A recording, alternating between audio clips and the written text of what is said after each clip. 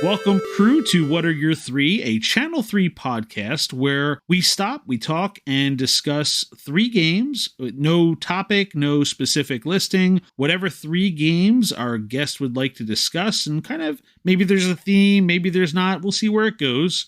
I'm Dan Tucker. With me, as always, El Rey. Hey, everybody. Tonight we've got a very special guest. This person is multi-talented, probably has the most titles so far of anyone we had. This is a game designer, musician, narrative designer, photographer, writer. She is a student at the University of Miami in Ohio, has designed RPG games, has worked on several different platforms, does YouTube, does Twitch, 60-second game reviews. This is c3.gg/samiscig. Just Sami. Say hi to everybody. Hello. I'm thrilled to be here.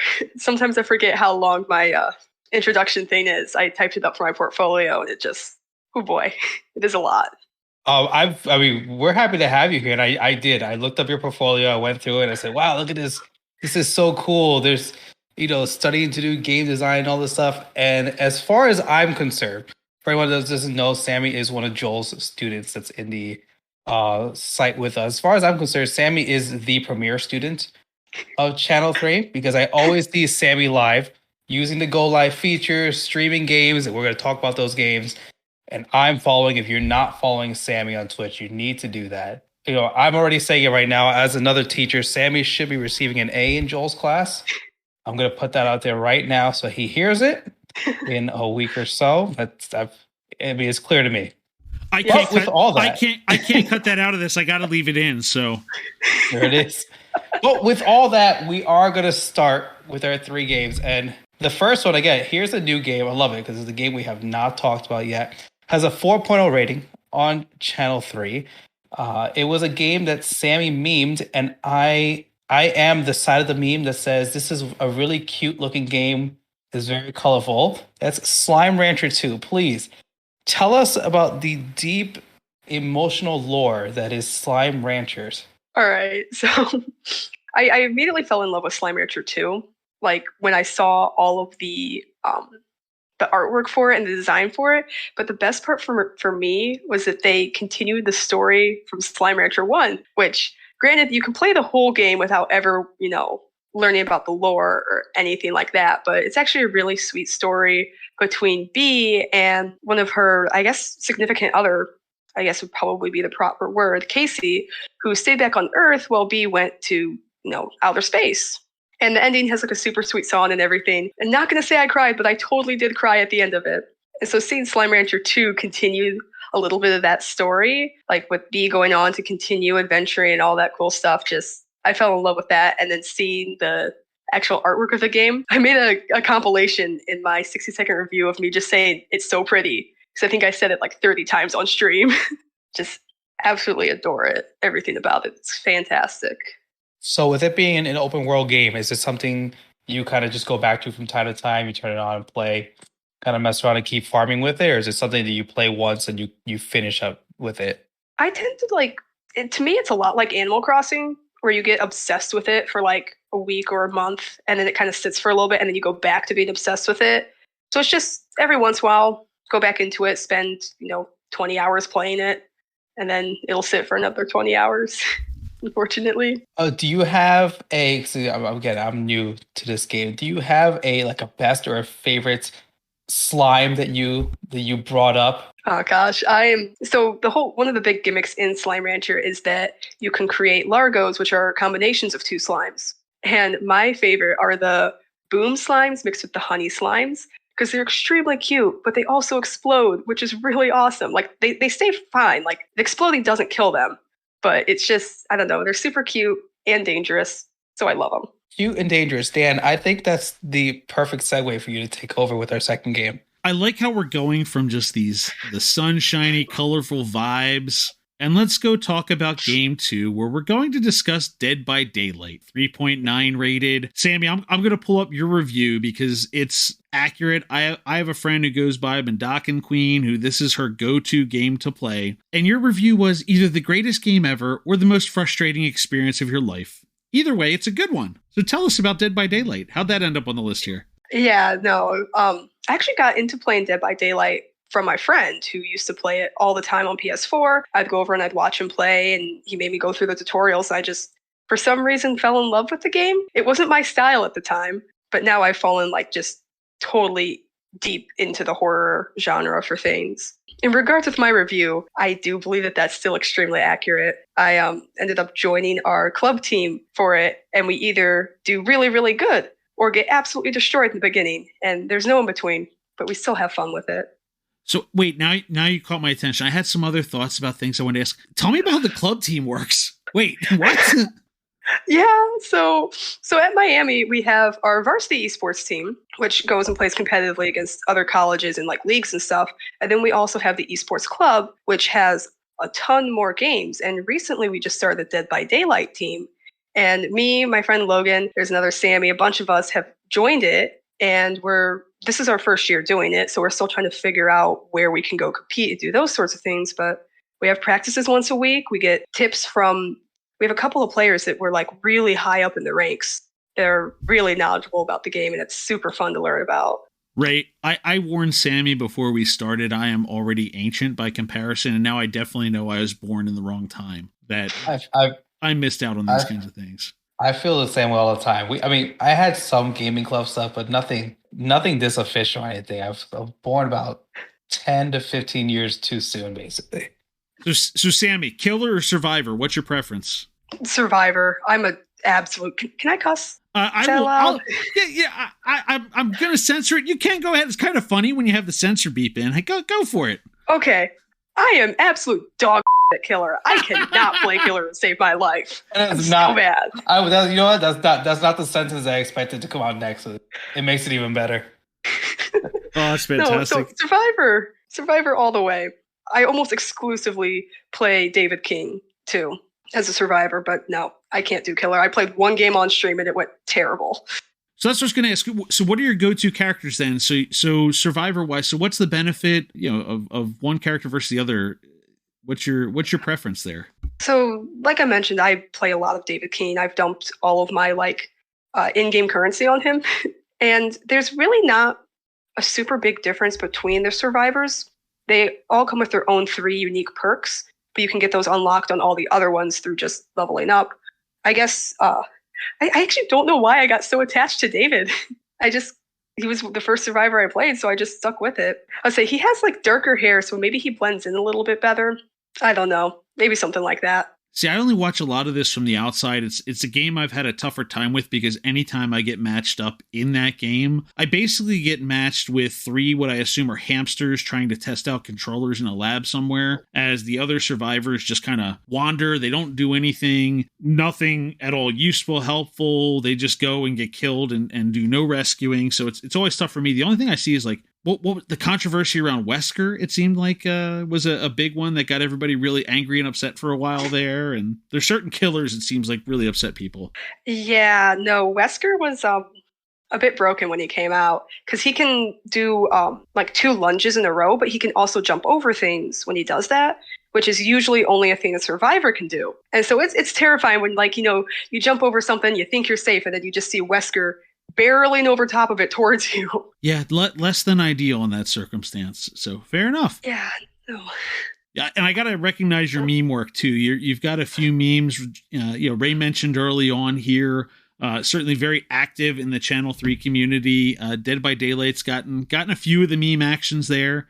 Friendly befriending the nurse, and get all sorts of stuff in there. Is this your highest memed game? Given the fact that I've probably only ever created 5 memes in my life, I'd say so. You're 5 for 5. Professor Joel's happy. That's the important part. Exactly. Yes. Oh my gosh. No.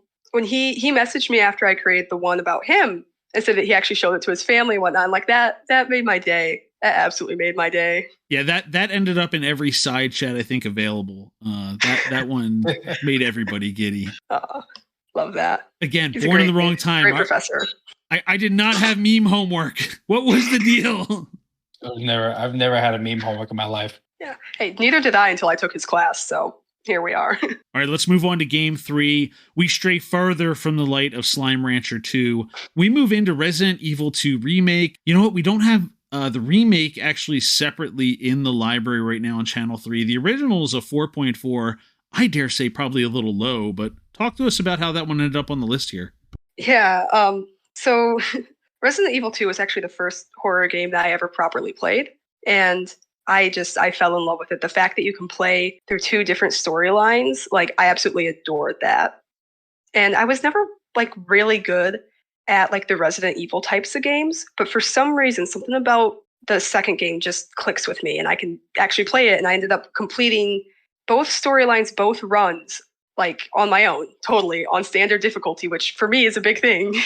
When you say you played it originally, did you mean the original PlayStation version with the third person, they call it the tank view, I think, or are you talking the remake itself or the over-the-shoulder view? The remake itself. Oh, I unfortunately didn't get to play any of the original ones. I actually didn't get into gaming until like 2 years before I went to college. Yeah, well, you didn't miss anything because Resident Evil 2, to your point, like the two storylines were great. It's fun playing through both of them, especially. I was not good at the original versions, like third person view. You turn the corner, you got to remember left is their left. It's all sorts of weird. So when you get this over the shoulder perspective, it's my favorite update of the remake in particular, outside of just making it look clean and look clear, but definitely a huge improvement for the game. And they kind of kept everything. They didn't really change anything outside of that. They really just made it cleaner to play.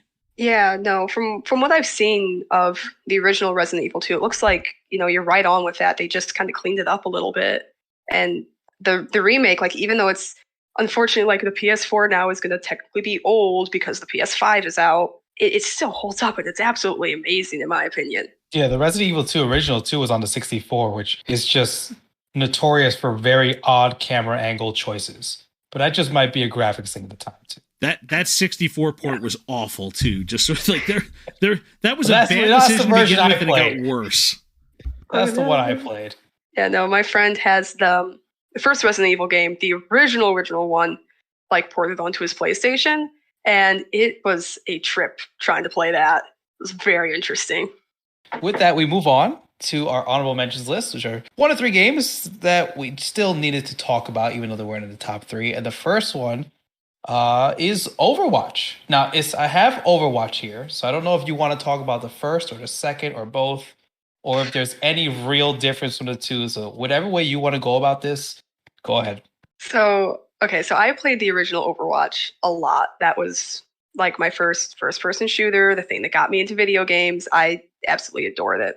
But actually, when I applied to Miami, I was going to try out for our Overwatch team because I was mid plat and their cutoff was diamond. I'm like, oh, I can do that. I can, grind my way up there. So it was like the first game that I really poured myself into. Overwatch 2 makes me mad, but it's fine. I think Overwatch 1 was better, in my opinion. Ooh, tell us why. Why is Overwatch better than the free-to-play Overwatch 2? So I was a support and tank main, and to see them get rid of a tank role just broke my heart. 5v5 is, I don't know. I don't like it as much. And a lot of Overwatch 1 was honestly, it was going a little bit downhill, and they were going to try to fix everything with Overwatch 2, but I just don't think they've done it quite right. So do you think Overwatch 2 is enough of a different game that it's different than Overwatch 1? Because some people have said this, it seems like an update, whether or not it's a good or bad update, but it doesn't feel like a new game. What do you think of it?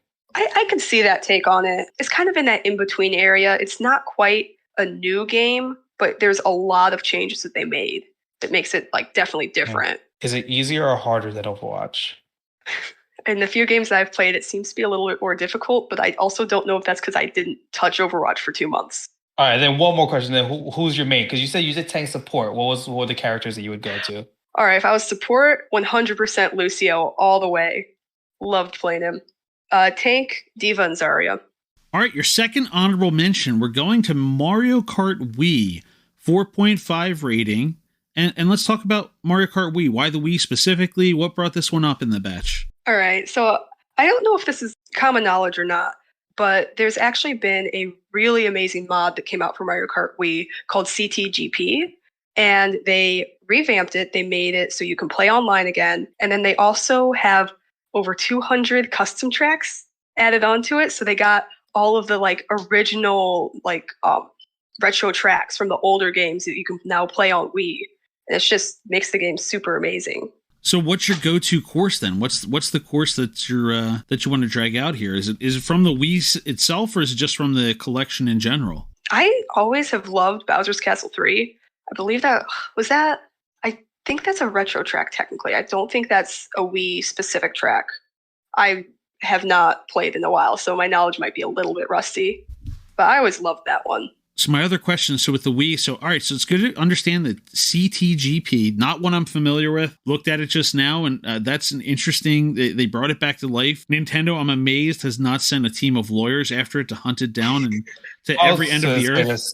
I was the same thing because I Googled it too. I was like, there is no way. Like, how does Nintendo not know about this or letting it happen right now? Send the fun police. That's what Nintendo's looking to do right now. Fortunately, I don't think they're going to hear this. The fun police will be waiting so we can continue to have fun in this realm before Nintendo comes to stop us. Oh, yeah. And actually, part of it too is with Mario Kart Wii, like I got really into time trialing with it. And I actually got to talk to, for another eSports class, I got to talk to Edmead, who is, he was like top 3 on a bunch of tracks worldwide. He's top 10 on like 4 right now or something crazy like that. Really good time trialer. And I actually got to interview him for a project, which was super, super fun. So I got to ask, motion controls or no motion controls then, since you're playing the Wii? To the time trialer, there's no way we're using motion controls. Actually, you're incorrect there. I am a Wii wheeler. Oh my gosh. Unfortunately, without the shell. Wow, that's like playing on extra hard. I needed the wheel. That's dangerous, right? Just my big goofy hands needed the wheel. Yeah, no, because I tried to move over to like Wiimote and Nunchuck because that's how a lot of people play, and I just have motion controls ingrained in my brain because I played it ever since it came out. And like little childhood me didn't know what I was doing, just trying to race around the racetrack. But unfortunately, now I have that muscle memory and I can't change it. All right, see, now I'm gonna call something out right there. That is an age difference right there because I have a brother who is much closer in age to Sami than we are. Because Sami said, everybody plays with Wiimote and Nunchuck, which is hilarious because that's how my brother would play stuff too. He plays Super Smash Bros. With a Wiimote and Nunchuck, and I was like, no. Everybody my age plays with a GameCube controller. If you put it in there, that's just so funny because my brother would have the same exact answer. Everybody plays with a Wiimote and a Nunchuck. Oh yeah, I think Enmead actually uses the GameCube controller. A couple other big ones use the Wii Pro controller, and then everybody else is Wiimote Nunchuck.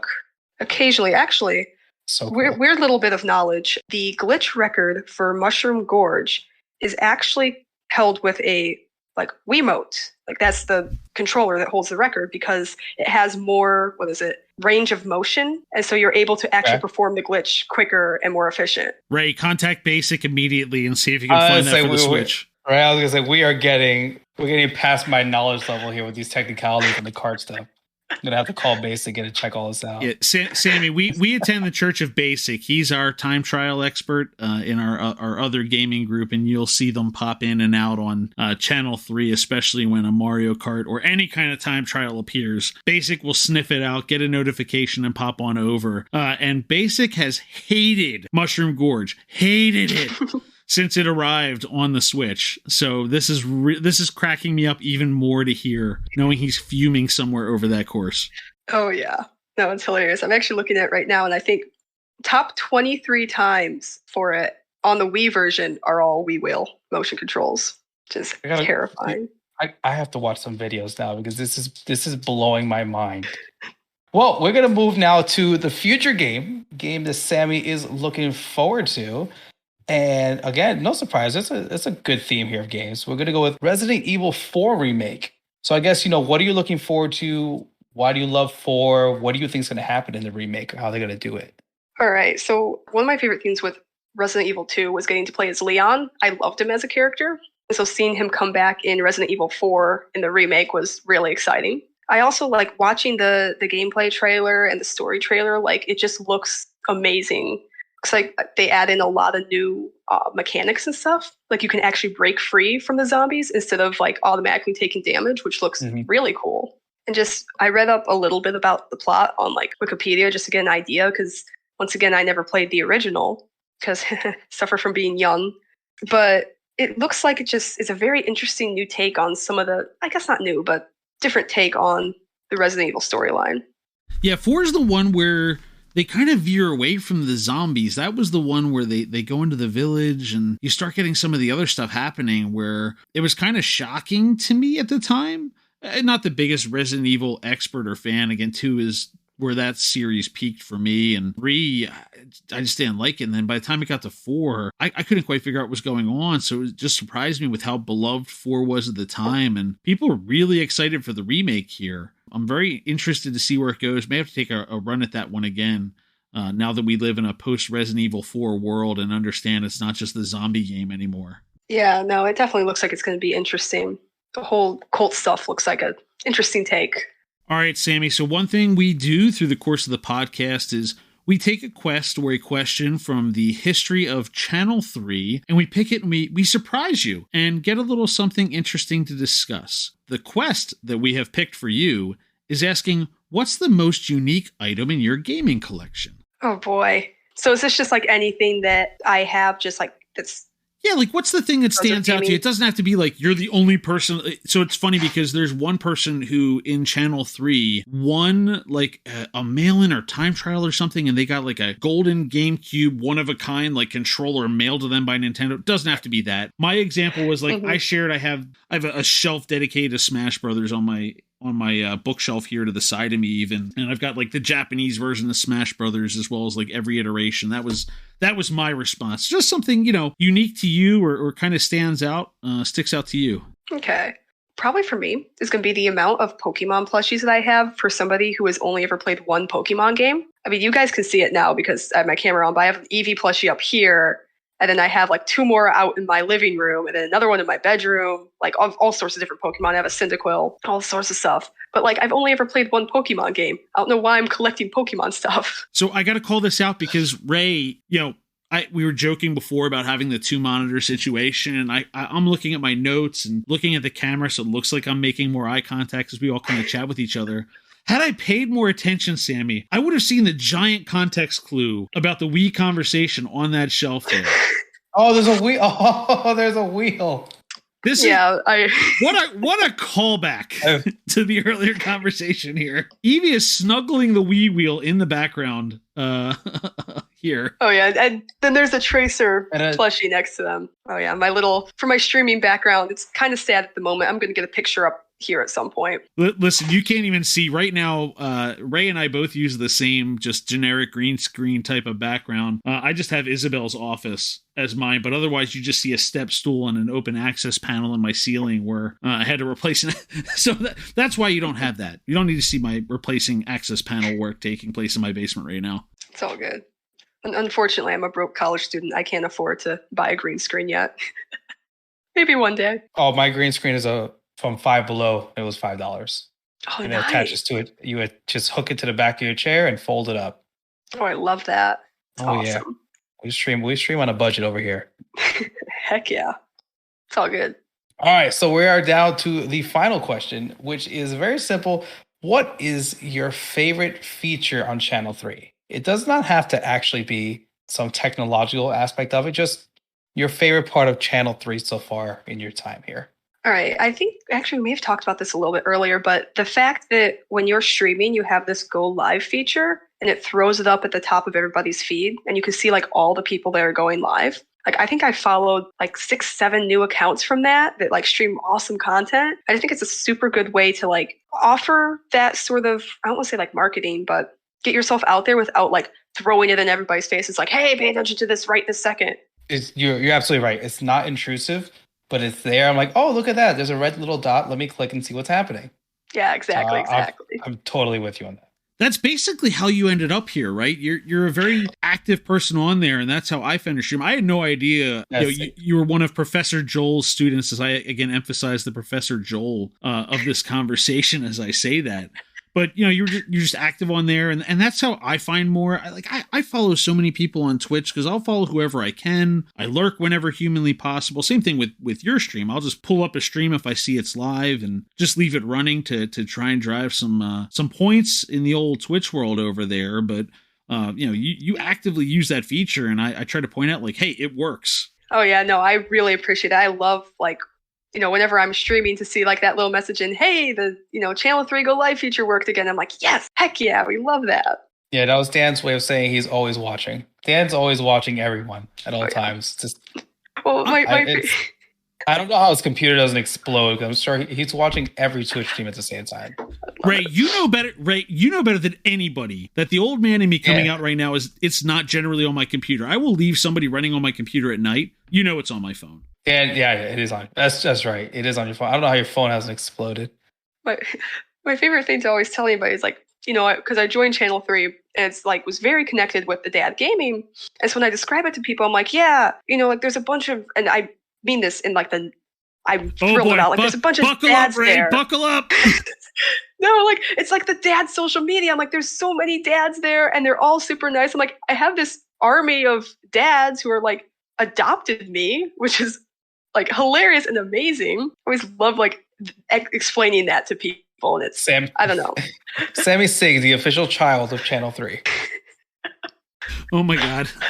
And with that, right there, it's been a fun 7-episode run, Ray. Thanks for ending it. No, this is samiscig is the official. I've called it. This is it. Channel 3's Miami students is samiscig.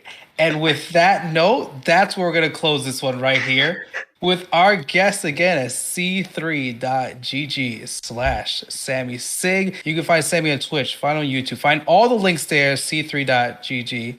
You can find the podcast at c3.gg/podcast. We drop these every Wednesday morning at 3:33 a.m. Eastern on all the major platforms, Spotify, Google Podcasts, Apple Podcasts, wherever you want to listen to it. I am El Ray. Dan Tucker puts all this together. samiscig was our guest tonight. Have a good day, everybody.